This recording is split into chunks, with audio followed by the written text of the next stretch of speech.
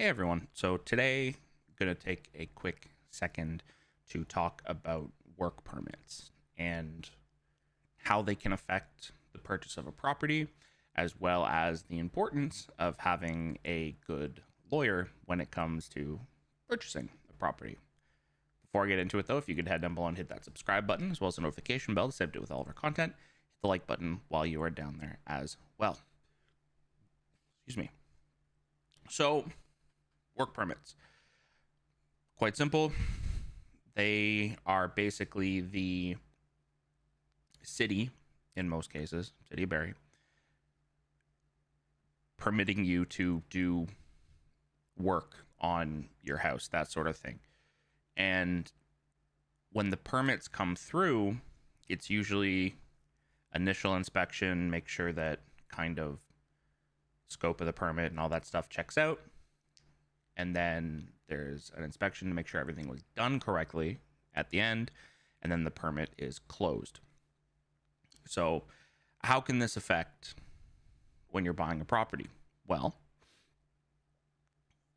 if you are purchasing a property that has an open work permit on it, and your lawyer either drops the ball and doesn't notice it on the title search, or your lawyer isn't very good and just doesn't tell you about it, that would then end up becoming your responsibility to deal with once you are the owner. The work permit is the responsibility of the owner. And so, coming in to purchase a property, if there's an open work permit on it, you would 100% want that closed by the time your property closes. Otherwise, if there's something preventing that work permit from being closed, then you're going to have to take it upon yourself to fix it, or, revert any changes that were made, or, a laundry list of things that you could end up having to do just to close that permit. And as soon as you become the owner, you are responsible for it. So, the ways that it's remedied, for the most part, is through title insurance, things like that.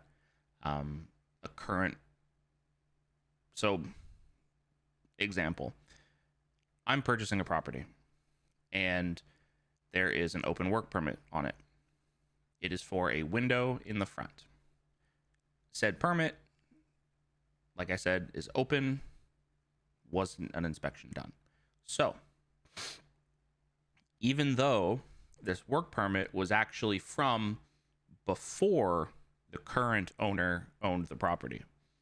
So, I don't know how they got a hold of the property without knowing there was a permit on it, and how it went for 13 years with it still on it. But my lawyer, thank you, Josh Matson, found it, brought it up. So now, likely case will be we either might have to delay closing a little bit, or we'll hold back money on closing to deal with whatever the situation might be with the permit. I know that the seller has filed like a claim with title insurance, which should help them cover the cost of it, but can bet your ass I don't want to be paying for a permit that I didn't even, acquire. It wasn't my idea. It wasn't my anything. As far as I'm aware, as the buyer, everything should be good. So, work permits are viewed as a completely legitimate means to, back out of a contract. They are a latent defect, is what it is called. It's basically a factor that people would back away from a house from. And if you know about one and you don't disclose it, it's not going to look good on you. But yeah, that's pretty much work permits and kind of how they work with the transaction of the property anyway. I'm sure I might be missing some nuanced things, but I just ran into it through doing what I was doing and was like, hey, this is neat. I didn't know this was a thing. So figured I would share. Speaking of sharing, if you guys have any similar experiences or, you know, any things to add, that sort of thing, leave them down in the comment section below. While you're down there, hit that subscribe button, notification bell to stay updated with all of our content, and the like button as well. Hope you guys have yourselves a great day, and I will see you in the next one. Take care.